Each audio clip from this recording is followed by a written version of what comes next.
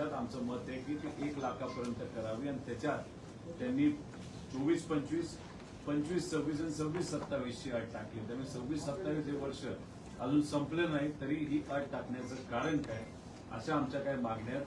आणि त्या अनुषंगाने आम्ही जेव्हा बसलो होतो आंदोलनाला, तिथं सरकारच्या वतीने महाजन साहेब आले मीडिया समोर, आमच्या समोर ते मुख्यमंत्री साहेबांशी बोलले. मुख्यमंत्री साहेबांकडून शब्द घेतला की अधिवेशन सुरू होण्यापूर्वी या बाबतीतली आपण चर्चा करू, योग्य असा मार्ग काढू जेणेकरून जास्तीत जास्त शेतकऱ्यांना आपल्याला लाभ देता येईल. आम्हाला या बाबतीत राजकारण करायचं नव्हतं, त्यामुळे उपोषणाला बसलो होतो. तरी सुद्धा सरकारचं कुठेतरी ऐकलं पाहिजे, चर्चा केली पाहिजे, या अनुषंगाने आम्ही त्या दिवशी आमचं आंदोलन स्थगित केलं. आणि मग आमची अपेक्षा होती आम्हाला बोलवलं जाईल, पण दुर्दैव असं पंढरपूरच्या पवित्र भूमीमध्ये शब्द देऊन सुद्धा या सरकारने शब्द पाळला नाही. 22 तारखेला मी अधिवेशनामध्ये गेलो, सही केली आणि त्या दिवशी निर्णय घेतला की आता लोकात जावं लागेल, लोकांना एकत्रित करावं लागेल आणि लोकांच्या वतीनेच हे आंदोलन पुढे घेऊन जाऊन या सरकारला गुडघ्यावर कुठेतरी आणावं लागेल. त्यामुळे 29 तारखेला सकाळी 10:30 वाजता अन्यथा आंदोलन नाही, पण एक खूप मोठं आंदोलन आपण छत्रपती संभाजीनगरमध्ये घेत आहोत शेतकऱ्यांच्या उपस्थितीमध्ये. आणि त्या अनुषंगाने या भागात म्हणजे मराठवाड्यातल्या आमचे जे पदाधिकारी शेतकरी मित्र पक्ष आहेत यांच्याशी संवाद साधून त्यांची चर्चा करून 29 तारखेला एक खूप मोठं आंदोलन आपल्याला संभाजीनगरमध्ये घ्यायचं आहे. यासाठी खरं तर आम्ही हा प्रवास करत आहोत. आज 3रा जिल्हा आहे, उद्या 4 जिल्हे आहेत आणि परवा राहिलेले 1-2 जिल्हे असतील आणि मग त्यातून आमचा मराठवाड्याचा हा जो काही आंदोलन जे शेतकऱ्यांच्या वतीने आम्ही करणार आहोत त्याचा जो प्रवास आहे तो संपेल आणि 29 तारखेला एक खूप मोठं आंदोलन हे आपल्या संभाजीनगरमध्ये होणार आहे. सरकार बोलत असताना शब्दाचा खेळ कसं करता याचा एक अनुभव आपल्याला घ्यायचा असेल तर तुम्हाला सगळ्यांना माहिती आहे की गेल्या वेळेस अतिवृष्टी झाली होती आणि खूप मोठं नुकसान महाराष्ट्रामध्ये अनेक जिल्ह्यांमध्ये झालं होतं. त्यातलं सगळ्यात जास्त नुकसान आपण जर बघितलं असेल तर ते आपल्या या जिल्ह्यामध्ये झालं होतं. 7,28,000 हेक्टरवर नुकसान झालं होतं. आणि या अनुषंगाने आपली अजून एक जी मागणी आहे ती म्हणजे पीक विमा. सरकारकडनं जो पूर्वी दिला जात होता 1 रुपयामध्ये आणि ते सुद्धा 4च्या 4 फिगर असताना तर तसा परत एकदा तो पीक विमा लागू व्हावा अशी आपली मागणी. त्याचं प्रमुख कारण असं आहे गेल्या वेळेस अतिवृष्टीमध्ये 7,28,000 हेक्टरवर नुकसान आपल्या नांदेड जिल्ह्यामध्ये जे झालं त्याच्यात जर ट्रिगर असले असते 1 रुपयाचा पीक विमा योजना जी सरकारची पूर्वीची योजना त्यात 4 ट्रिगर असले असते तर आपल्या या जिल्ह्यासाठी कमीत कमी 2200 कोटी रुपये हे पीक विमा कंपनीकडनं मिळाले असते. पण त्याच्या अनुषंगाने आपल्या या जिल्ह्याला किती मिळाले ट्रिगर काढल्यामुळे फक्त 886 कोटी रुपये मिळाले. 2200 कोटी कुठे आणि 886 कोटी कुठे.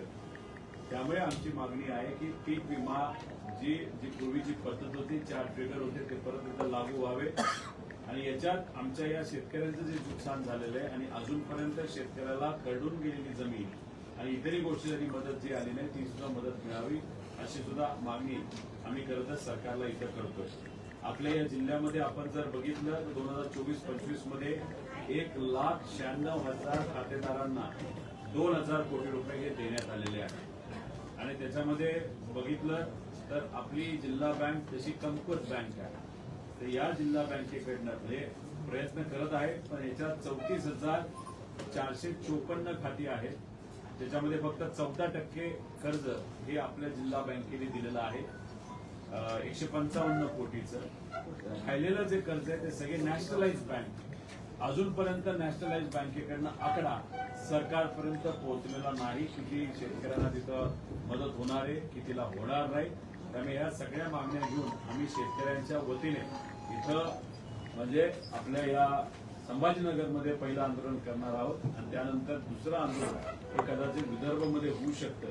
पण आम्हाला विश्वास आहे आकडाच इतका मोठा शेतकऱ्यांचा 29 तारखेला असेल जेव्हा अधिवेशन सुरू असणार आहे मुंबईला तेव्हा आम्ही आंदोलन करणार आहोत छत्रपती संभाजीनगरला. त्यामुळे शेतकऱ्यांच्या मागण्या या सरकारला मान्य कराव्याच लागतील असं आम्हाला सगळ्यांना वाटतं. अशा अनुषंगाने एवढ्या मोठ्या संख्येने शेतकरी हे छत्रपती संभाजीनगरला उपस्थित राहतात. आंदोलन केलं की प्रति आंदोलन उभं केलं जातं. मग आता आपण संभाजीनगरला आंदोलन करणार असं म्हणताय. तर आपल्याला विश्वास वाटतो का की या आंदोलनामध्ये आपल्या लढायचं मागण्या आपल्या हातामध्ये. तुम्ही जर बघितलं असेल, आता अधिवेशन सुरू आहे. गेल्या 4 दिवसामध्ये अधिवेशनामध्ये सामान्य लोकांच्या वतीने काय चर्चा झाली तुम्ही मला सांगा. आमचे नेते जयंत पाटील साहेब असतील, आव्हाड साहेब असतील, उद्धव ठाकरे साहेबांच्या पक्षाचे असतील, काँग्रेसचे असतील, यांनी प्रामाणिकपणे शेतकऱ्याची भूमिका मांडली, सामान्य लोकांची भूमिका मांडली. उत्तर देत असताना मंत्री महोदयांनी उत्तर थातूर दिलं आणि कुठेतरी मुख्यमंत्र्यांकडे बोट दाखवलं. आम्ही तर काहीच करू शकत नाही, जे काय करणार आहेत मुख्यमंत्री करणार आहेत. त्यामुळे अधिवेशनामध्ये तसं बघितलं तर कुठेही लोकांच्या वतीने लोकांच्या हिताची चर्चा होताना आपल्याला तिथे दिसत नाही. आणि पंढरपूर सारख्या पवित्र भूमीमध्ये दिलेला शब्द जरी सरकार पाळत नसेल त्या अधिवेशनामध्ये दिलेलं आश्वासन हे कसे पाळणार. त्यामुळे शेवटी आपल्या हातामध्ये ज्या काही गोष्टी आहेत, आंदोलन हे आपल्या हातात आहे, लोकांना विश्वासात घेऊन लढणं आपल्या हातात आहे आणि त्या अनुषंगाने आम्ही लढत आहोत. आपण पहिलं आंदोलन केलं नसतं तर लोकांना कळलंच नसतं की या अशा प्रकारच्या अटी आहेत ज्याच्यामध्ये 36 लाख शेतकऱ्यांवर अन्याय होणार आहे. त्यामुळे त्या आंदोलनाचा फायदा एवढाच झाला की शेतकऱ्यांना कळलं, लोकांना कळलं, मीडियाला कळलं आणि सरकारला सुद्धा कळलं की यांना कळलेलं आहे. आता याच्याच एक अनुषंगाने तुम्हाला सांगतो की काही दिवसांपूर्वी आता इथं कांदा एवढा मोठ्या प्रमाणात पिकत नसेल. 22 लाख शेतकरी कांदा उत्पादक शेतकरी या महाराष्ट्रामध्ये. कांद्याचा भाव होता 4 ते 5 रुपये. पहिलं आंदोलन आपण नाशिकला घेतलं, दुसरं आंदोलन नाशिकला घेतलं, तिसरं आंदोलन पुण्यात घेतलं आणि आज जर भाव आपण बघितला, कांद्याला जो 6 रुपये भाव होता आज तो 22 ते 23 आणि आता मला फोन आला पुण्यातून एका शेतकऱ्याचा, बऱ्याच शेतकऱ्यांचे फोन येतात, 30 रुपयाला भाव गेलेला.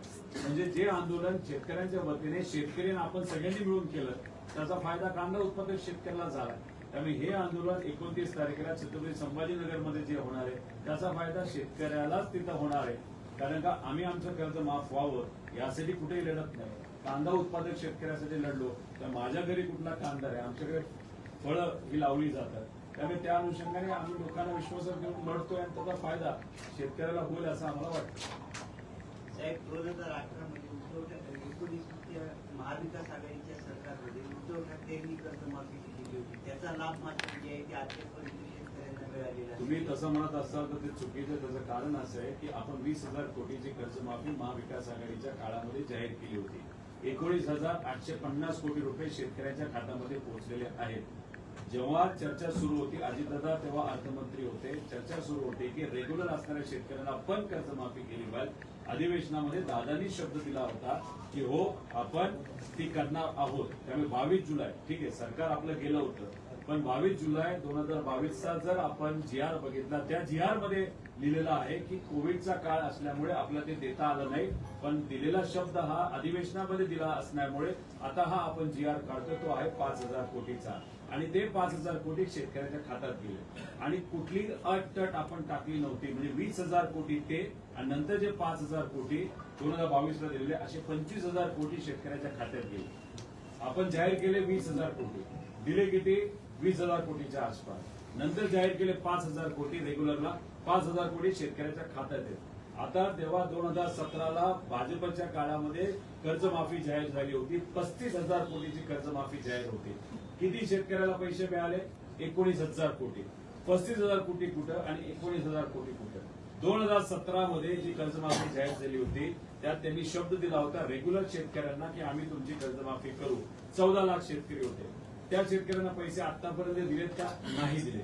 अधिवेशनात 2दा मुद्दा आम्ही मांडला आणि आम्ही हे जे पंढरपूरचं आंदोलन केलं होतं त्याच्यात तो मुद्दा 4थ्या नंबरचा होता.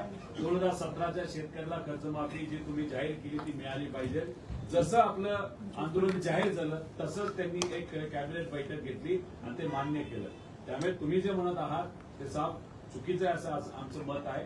त्यामुळे आकडेवारी सकट मी तुम्हाला सांगू शकतो, कुठली अट त्याच्यामध्ये टाकली नाही.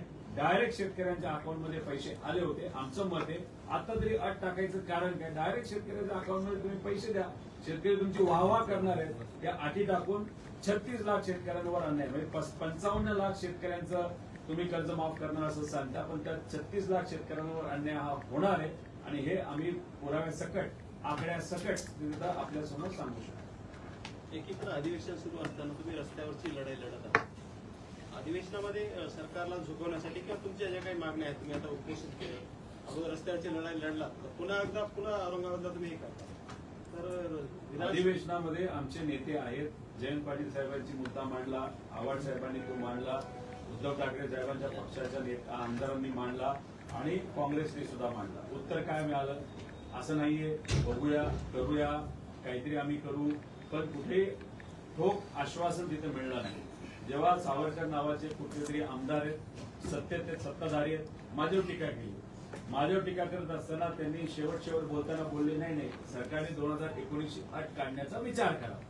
म्हणजे सत्ताधारी आमदारांचं सुद्धा मत आहे की 2019 कुठेतरी अट काढण्यात यावी आणि रेग्युलर शेतकऱ्याला जो अन्यायकारक 2 अटी टाकल्या त्या सुद्धा काढण्यात. पण उत्तर देत असताना थातूर मातूर उत्तर सरकारकडनं दिलं जातं, मंत्र्यांकडनं दिलं जातं आणि सगळे म्हणतात जो काही निर्णय घेणार आहे ते मुख्यमंत्री घेणार आहे. त्यामुळे आमचे नेते तिथे लढत आहेत. तिथे लढत असताना तिथं काही आपल्याला प्रतिसाद मिळत नाही, आपल्याला उत्तर मिळत नाही. त्यामुळे आम्ही निर्णय घेतला. आमचं मत एवढंच आहे, पंढरपूरला आपण गेल्यानंतर कोणाची हिंमत होत नाही खोटं बोलायची, पण तिथं सरकारचे प्रतिनिधित्व करणारे महाजन साहेब आल्यानंतर मीडियासमोर आमच्या समोर मुख्यमंत्री साहेबांशी फोनवर बोलणं झाल्यानंतर शब्द दिला होता की भविष्याच्या आधी आपण चर्चा करू. आणि आम्हीच येतो असं म्हणलं नव्हतं. आम्ही शेतकरी नेत्यांची नावं घेतली होती, तुपकरांचं नाव घेतलं होतं, राजू शेट्टींचं नाव घेतलं होतं, नवलेंचं घेतलं होतं, त्यानंतर बच्चू कडूंचं नाव घेतलं होतं. यांनाही आम्ही घेऊन येतो. आम्हाला राजकारण याच्यात करायचं नाही, कारण शेवटी 36 लाख शेतकऱ्यांचा प्रश्न मार्गी लावत असताना त्यात राजकारण होणे अशी आमची भूमिका आहे. त्यामुळे आमचे नेते अधिवेशनामध्ये लढतात, आम्ही रस्त्यावर लढतोय. पण कुठंतरी या सरकारला झुकवायचं असेल तर रस्त्यावरच्या लढाईतूनच झुकू शकतो असं आमचं मत ठाम झालेलं आहे. साहेब, मराठवाड्याचा अनुशेष एक विषय आहे आणि दुसरा मराठवाड्याचा वैधानिक विकास महामंडळ गठीत नाहीये 6 वर्ष. हा सगळ्यात मोठा विषय आहे. 2 लाख कोटी जवळपास अनुशेष आहे. विदर्भाला तीच अडचण आहे, मराठवाड्याला तीच अडचण आहे. आपण जर बघितलं ठीक आहे, म्हणजे विरोधकांचं कुठं ना कुठेतरी काही गोष्टी कमी पडतात आणि मी मान्य करतो. पण सत्ताधारी सुद्धा जेव्हा सत्तेत नसतात तेव्हा मराठवाड्याचं आठवण त्यांना येते आणि विदर्भाची आठवण येते. हा अनुशेष मोठा आहे, तो पूर्ण झाला पाहिजे. त्याचं आमचं असं मत आहे की आता अनुशेष काढत असताना त्यांनी या शक्ती मार्गाला त्या अनुशेषणामध्ये टाकू नये. शक्ती मार्गामध्ये भ्रष्टाचारच 40,000 कोटीचा झालेला आहे आणि मग अनुशेष काढताना पाण्याचा, शेतीच्या पाण्याचा अनुशेष काढणं महत्वाचं आहे, शिक्षणाच्या बाबतीतला अनुशेष काढणं महत्वाचं आहे. त्याचबरोबर इतरही ज्या काही सुविधा, या मूलभूत सुविधा लागणार आहेत तो अनुशेष काढणं महत्वाचं आहे. पण दुर्दैवाने झाला असेल की हा जो शक्तीपीठ मार्ग आहे हा सुद्धा अनुशेषाचा एक भाग त्याच्यामध्ये घेतला आहे. जे उत्तर प्रदेशमध्ये रस्ता गडकरी साहेबांनी 8 पदरी रस्ता बांधायचा खर्च पर किलोमीटर 45 कोटी रुपयांमध्ये 8 पदरी रस्ता उत्तर प्रदेशमध्ये आत्ता बांधला. तोच रस्ता महाराष्ट्रातलं सरकार हे शक्ती मार्गाच्या अंतर्गत तो खर्च बांधायचा 95 कोटीवरती घेऊन गेलेले 6 पदरी रस्ता. फरक किती आहे? 50 कोटी पर किलोमीटर. म्हणजे फरक 800 किलोमीटरला काढला तर 40,000 कोटी अतिरिक्त या महाराष्ट्रामध्ये या रस्त्याच्या माध्यमातून केले जातात. त्यामुळे अनुशेष काढणं हे प्रत्येक सरकारची जबाबदारी आहे. पण जे सरकार आज सत्तेत आहे, जेव्हा महाविकास आघाडीचं सरकार होतं त्यावेळेस हेच सरकारमध्ये असणारे नेते मराठवाड्याचं नाव काढत होते, विदर्भाचं नाव काढत होते. आज दुर्दैव असं आहे की आज कुणीच मराठवाडा आणि विदर्भाची बाबतीत गोष्ट करायला तयार नाही. अनेक काँग्रेसचे नेते जे काँग्रेसमध्ये होते ते भाजपमध्ये गेले, पण भाजपमध्ये गेल्यानंतर मला असं वाटतं की कुठंच काही ते बोलत नाहीत. या भागाचं बोलतात, पण एवढंच कळलेलं आहे मोठे मोठे नेते फार मोठ्या पदावर राहून गेले. आज मात्र त्या ठिकाणी कुठेतरी नगरसेवकांची तिथं इंटरव्ह्यू घेण्यामध्ये बिझी आहेत. म्हणजे डिमोशन भाजपमध्ये गेल्यानंतर केलेलं आहे. पण तुम्ही म्हणता तसं अनुशेष काढण्यासाठी आम्ही सुद्धा आवाज उठवला पाहिजे आणि सरकारमध्ये असणाऱ्या नेत्यांनी सुद्धा तो अनुशेष काढण्यासाठी प्रयत्न केले. शेतकऱ्यांचा विश्वासघात केला असं वाटतंय का आणि तुम्ही सरकारला वटणीवर आणाल का या आंदोलनातून? आणावंच लागेल, त्याशिवाय पर्याय नाही. कांद्यासाठी आम्ही लढलो, यश मिळालं. आम्ही तिथे शिक्षकांसाठी लढलो, तिथं यश आलं. विद्यार्थ्यांसाठी लढलो एमपीएससीच्या एका लढाईमध्ये, तिथं यश आलं. त्यामुळे आज माझं एकच मत आहे की प्रामाणिकपणे आपण सर्वजण लढलो तर नक्कीच लोक आपल्या पाठीशी उभे राहतील आणि लोकांचा ओढ आपल्या पाठीशी उभा राहिला तर सरकारला झुकावं लागतं. त्यामुळे या बाबतीत नक्कीच सरकारला झुकावं लागेल. आणि पंढरपूरला म्हणजे वारकरी संप्रदायामध्ये आपण जर बघितलं तर 99% शेतकरी आहे. आज शेतकरी अडचणीत आलेला आहे आणि पंढरपूरला येऊन तुम्ही खोटं बोलत असाल तर हे लोकांनाही आवडलं नाही, आम्हालाही आवडलं नाही. त्यामुळे या आंदोलनाच्या माध्यमातून आपण लढत राहिलो तर आपल्याला यश आल्याशिवाय राहणार. नगरसेवकांचे इंटरव्ह्यू कोण घेते सर? ऑपरेशन तुतारीचा नगरसेवकांचे इंटरव्ह्यू कोण घेते? रोख नेमका कुणाकडे? आज काँग्रेसचे जे मोठे नेते होते त्यांच्याकडे बघून आम्ही राजकारणामध्ये काही गोष्टी शिकलेलो आहोत आणि माझ्या मतदारसंघामध्ये सुद्धा महाविकास आघाडीमध्ये असताना त्यांची सहकार्य 100% तिथं झालेलं आहे. एवढा मोठा नेता म्हणजे मी इथले चव्हाण साहेबांच्या बद्दलच तिथं नांदेडमध्ये येऊन बोलतोय. ते आज दुर्दैव एवढा मोठा नेता त्यांना जिल्ह्यापुरतं आणि शहरापुरतं ठेवलेलं बघून मला तरी वेदना तिथं होत आहेत. कारण का जो महाराष्ट्र व्यापी काम करणारा नेता अशा पद्धतीने भाजप जर लहान एखाद्या कामामध्ये गुंतून ठेवत असेल तर भाजप या मोठ्या नेत्यावर आणि त्यांच्या कर्तृत्वावर त्यांच्या परिवारावर अन्याय करता असं आमचं ठाम मत आहे. ऑपरेशन टायगरच्या यशस्वीनंतर ऑपरेशन तुतारीची तयारी चालू आहे. काय म्हणतो? ऑपरेशन टायगर म्हणून चालणार नाही. तिथं ऑपरेशन बाजार म्हणावं लागेल. विचाराचा बाजार, आमदारांचा बाजार, नेत्यांचा बाजार, सगळ्यांचा बाजार तिथं मांडला होता. एका खासदारांना 60 कोटीपासून 95 कोटीपर्यंत कॅशमध्ये पैसे दिले अशी तिथं चर्चा आहे आणि दरवर्षी 200 ते 250 कोटी रुपये विकास निधी म्हणून दिला जाईल. त्यातून तुम्ही 8-10% काढा असं सांगण्यात आलेलं आहे. असं जर होत असेल तर ते योग्य नाही. राहिला प्रश्न आमच्या पक्षाचा, अजिबात एक सुद्धा खासदार तिथं सोडून जाणार नाही हे मी ठामपणे सांगतो. पवार साहेबांनी ते ठामपणे सांगितलंय. झालं असं 2029ला असं जर तसं लढलं तर सरकार भाजपचं येणार नाही हे भाजपला कळलेलं आहे. त्यामुळे महिला आरक्षणाचा मुद्दा पुढे घेऊन डिलिमिटेशन ते घुसवत होते. डिलिमिटेशनचा अर्थ काय? ग्रामपंचायतमध्ये वॉर्ड रचना आपण बदलतो, तहसीलदारला हाताशी धरून, महानगरपालिकेमध्ये नेत्याला हाताशी धरून, अधिकाऱ्यांना हाताशी धरून जशी वॉर्ड रचना प्रभाग रचना केली जाते तसंच डिलिमिटेशनच्या अंतर्गत खासदारकीचे जे मतदारसंघ आहेत ते तोडले जाणार. आपापसात आपल्या अनुषंगाने ते तिथं डिझाईन केले जाणार जेणेकरून आपले खासदार जास्तीत जास्त आलं पाहिजे. त्यामुळे हा केविलवाला प्रयत्न भाजपकडनं केला जातोय आज. त्यामुळे भाजप कुठे ना कुठेतरी घाबरले 2029ला. त्यामुळे हे जे खासदार फोडले जातात ते फक्त डिलिमिटेशनचा कायदा पास व्हावा म्हणून 60 खासदारांची जरूरत आहे. टीएमसीचे 20 खासदार मिळाले, 6 खासदार उद्धव ठाकरे साहेबांच्या पक्षातले. याच्या पुढं जाणं जे तसं कठीण आहे. त्यांचं मत होतं एसपी जो उत्तर प्रदेशचा पक्ष आहे तो फोडला जाईल, तो फुटत नाही.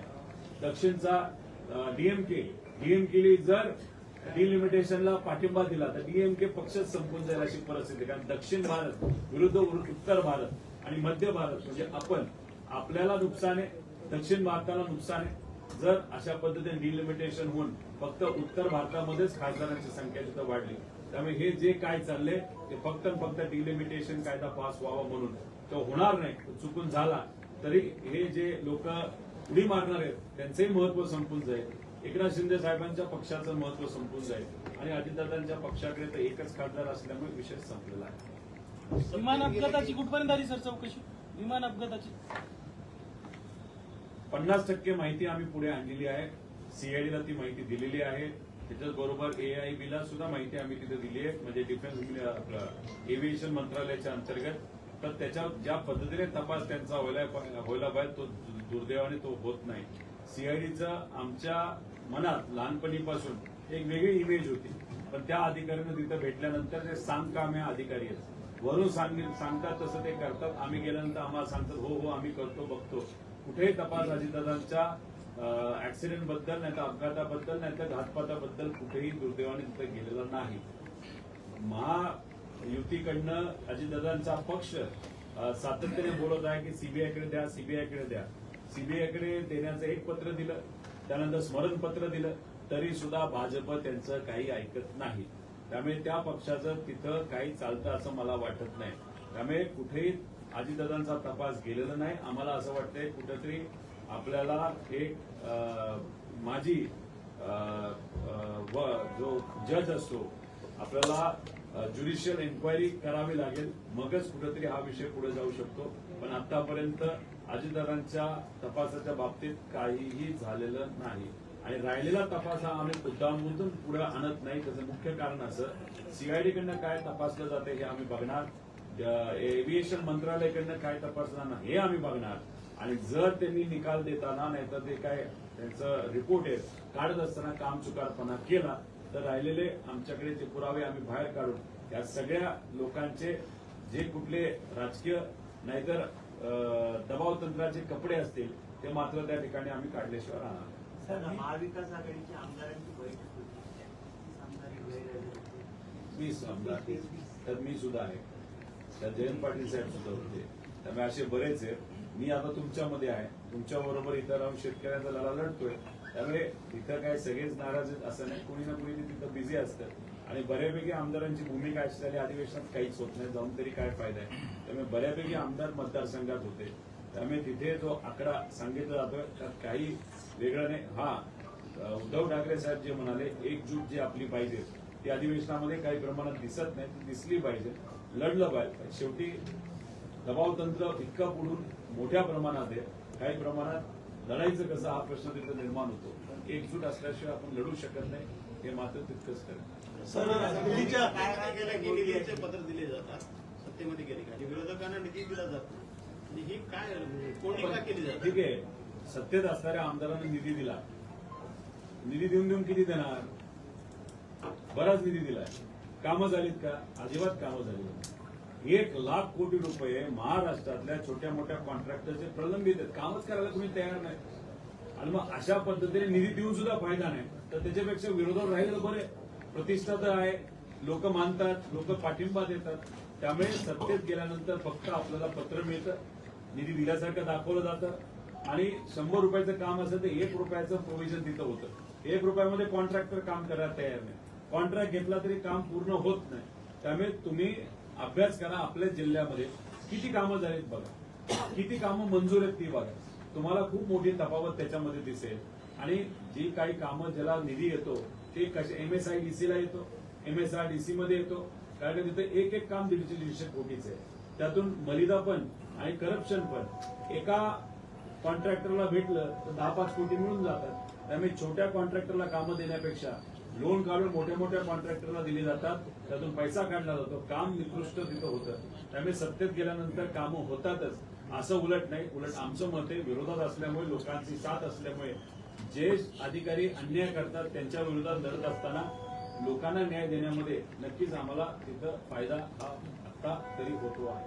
खासदार संजय कांत पाटील यांनी आज पत्रकारांना सर शिवाजी धमक्या दिलेल्या आहे, याच्याकडे तुम्ही कसं बघता? नाही, त्याच्या आधी सुद्धा मी लातूरमध्ये बोलत असताना तुम्ही अशा लेवलला जाऊन, खालच्या लेवलला जाऊन जर वक्तव्य करत असेल तर त्या वक्तव्याचा आम्ही निषेधच करतो. आणि पत्रकारांच्या बाबतीत बोलायचं झालं तर लोकशाही टिकण्यामध्ये पत्रकारांचा एक खूप मोठा वाटा आहे. त्यामुळे प्रश्न विचारत असताना ठीक आहे, कधी कधी एखादा पत्रकार फार पर्सनल प्रश्न विचारतो, पण उत्तर देत असताना चिडलंच पाहिजे, रागवलंच पाहिजे, शिवाय दिलाच पाहिजे असं तरी नाही. समजून सांगून होऊ शकला असं. त्यांचा स्वभाव थोडासा वेगळा आहे, पण किती स्वभाव वेगळा असला तरी शिवाय देणं हे योग्य नाही. कदाचित ते लवकरच दिलगिरी व्यक्त करतील असं मला वाटतं.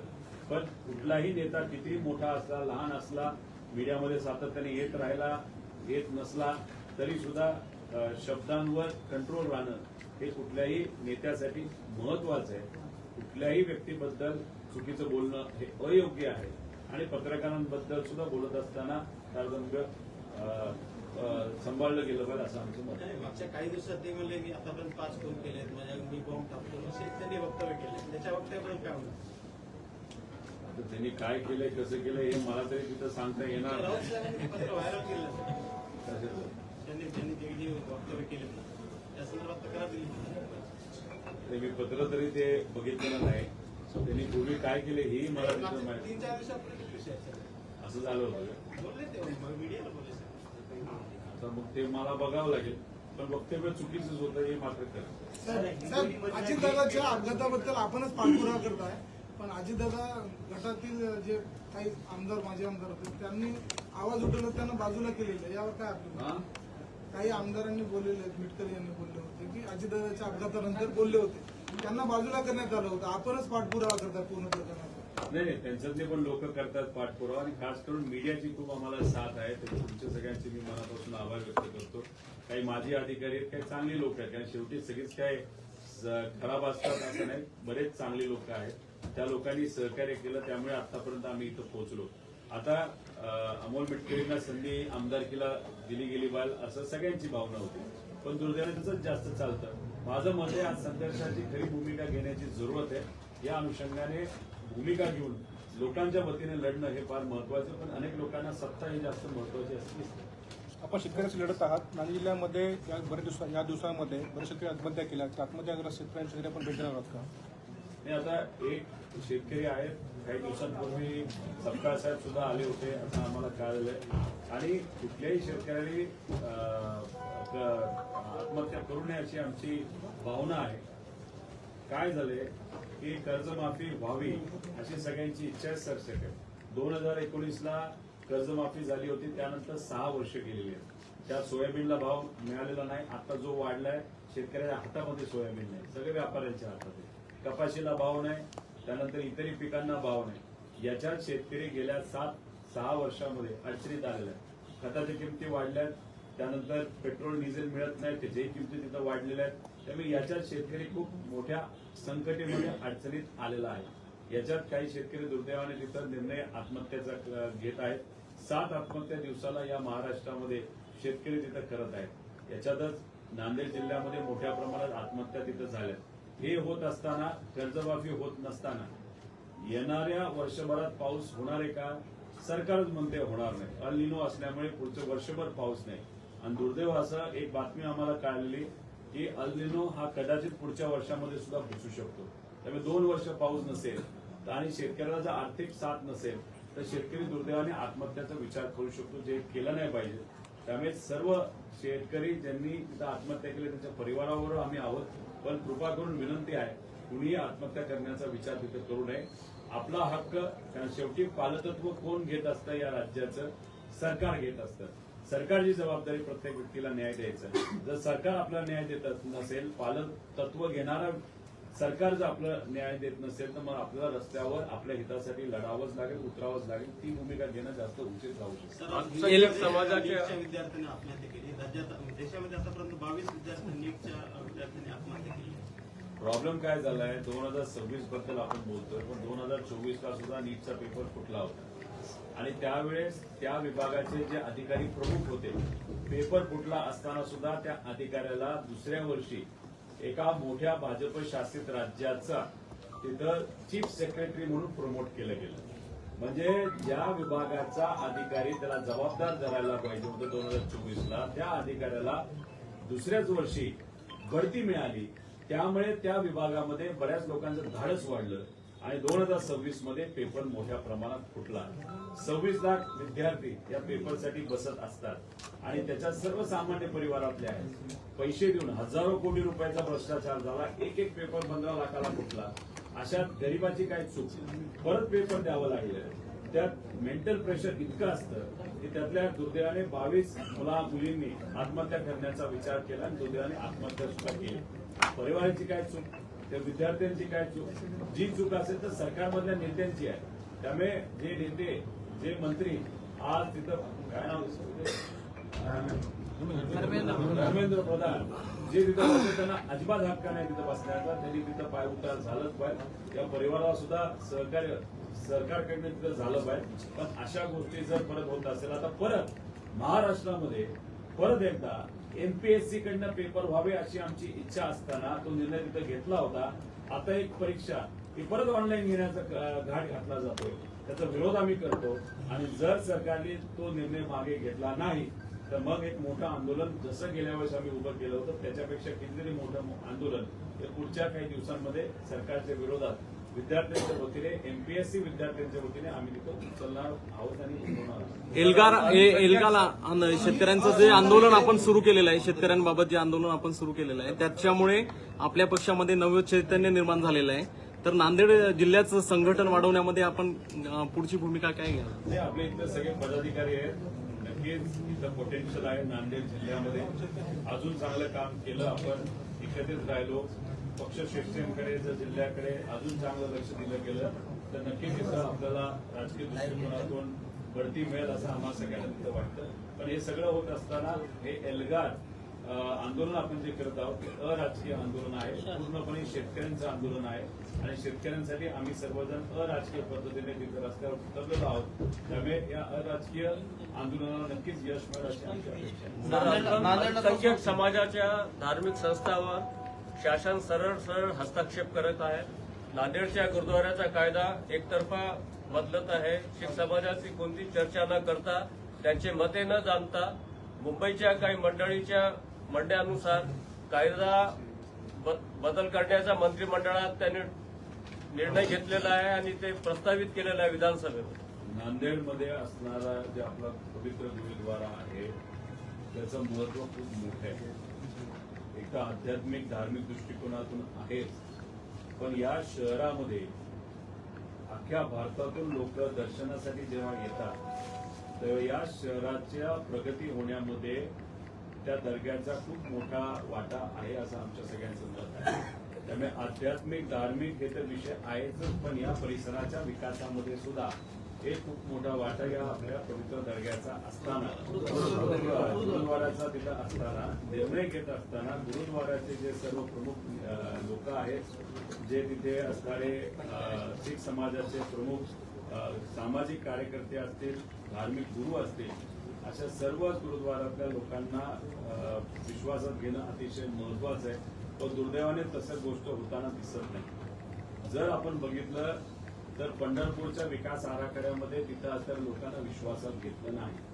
त्याच्याच बरोबर तुळजापूरमध्ये विकास आराखडा जो केला जातोय तिथं लोकांना विश्वासात घेतलं नाही. नाशिकमध्ये आता महाकुंभ होणार आहे, तिथे असणाऱ्या लोकांना विश्वासात घेतलं गेलं नाही.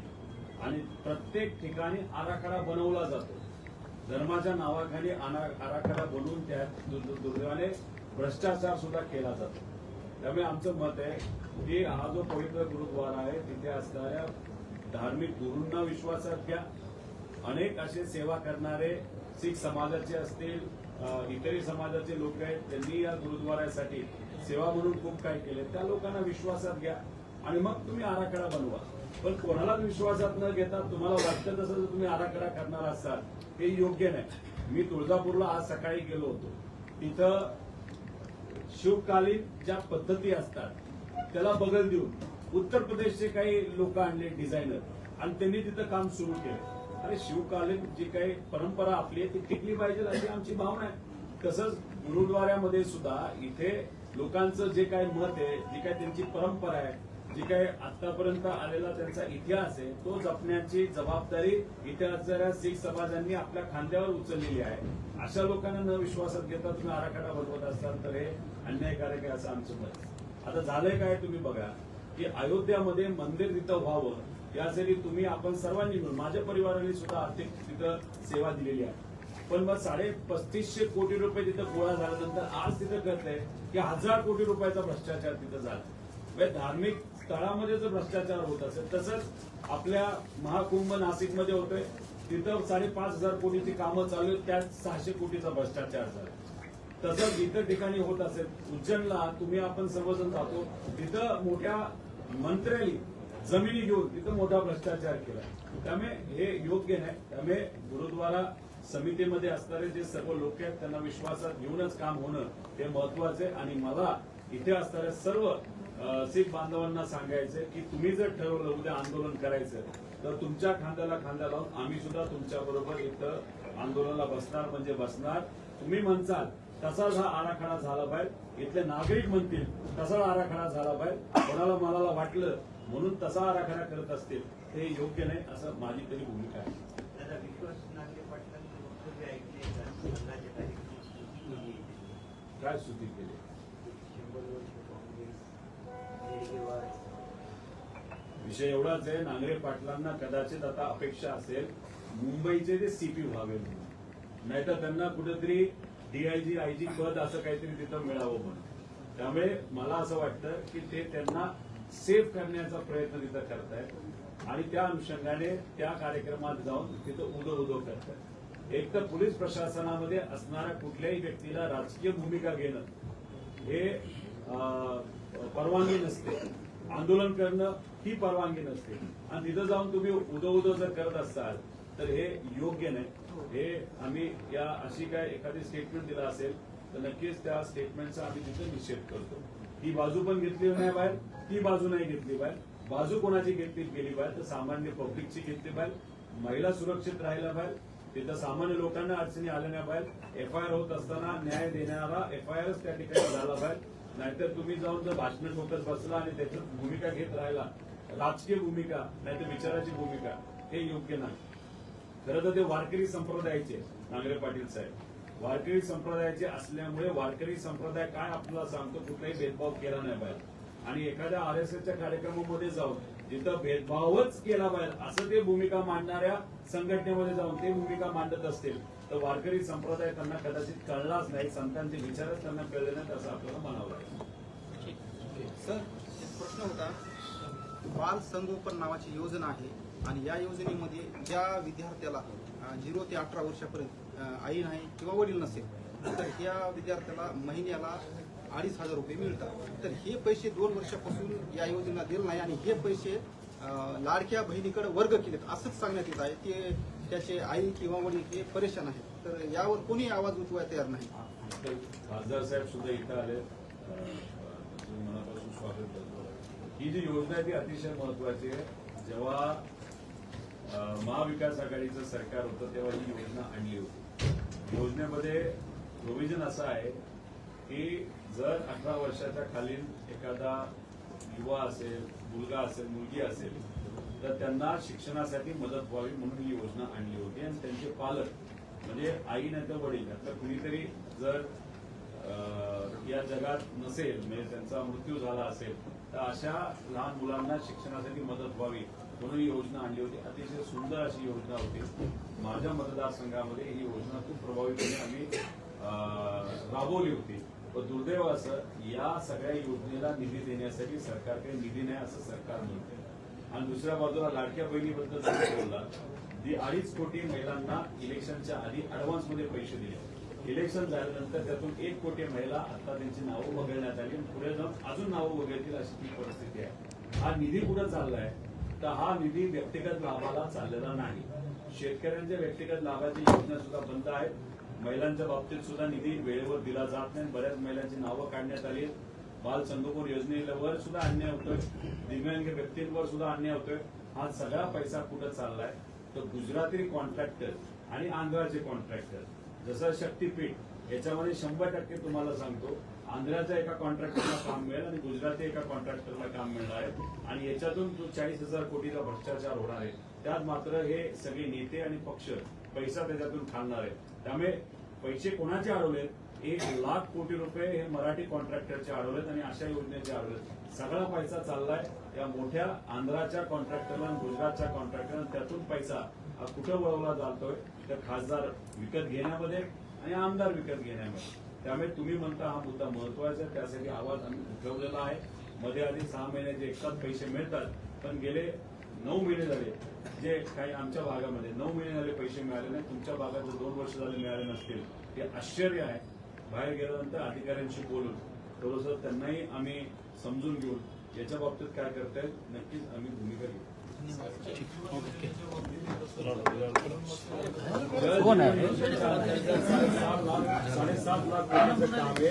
त्यात 4 लाख कोटी हे फक्त पाईपावर खर्च केलं. त्यातले 70% पाईपा आम्हाला जाणवलं. जसं तुम्हाला माहिती आहे त्याच्यामध्ये 2 प्रमुख अटी आहेत. एक तर जे कर्जमाफीमध्ये बसणारे शेतकरी आहेत ज्यांची कर्ज हे रेग्युलर नाही अशांना 2019ची अट सरकारच्या माध्यमातून या कर्जमाफीमध्ये टाकण्यात आलेली आहे. आणि 2019 मध्ये ज्या लोकांनी लाभ घेतला असे तसं बघितलं त्या काळामध्ये 48 लाख शेतकरी होते. तर त्या शेतकऱ्यांना 50,000ची अट टाकण्यात आलेली आहे. म्हणजे त्यांना 50,000च्या पुढे कर्जमाफी होणार नाही. आणि आपलं मत आहे की 2019ची अट तुम्ही काढावी जेणेकरून 2019ला पण ज्या शेतकऱ्यांनी कर्जमाफीचा लाभ घेतला होता त्या या कर्जमाफीमध्ये त्यांना सुद्धा 2 लाखापर्यंत मदत ही मिळू शकते. त्याच्याच बरोबर जे रेग्युलर शेतकरी आहेत अशांना 50,000 रुपये अशी मदत प्रोत्साहनपर सरकारकडनं जाहीर करण्यात आली.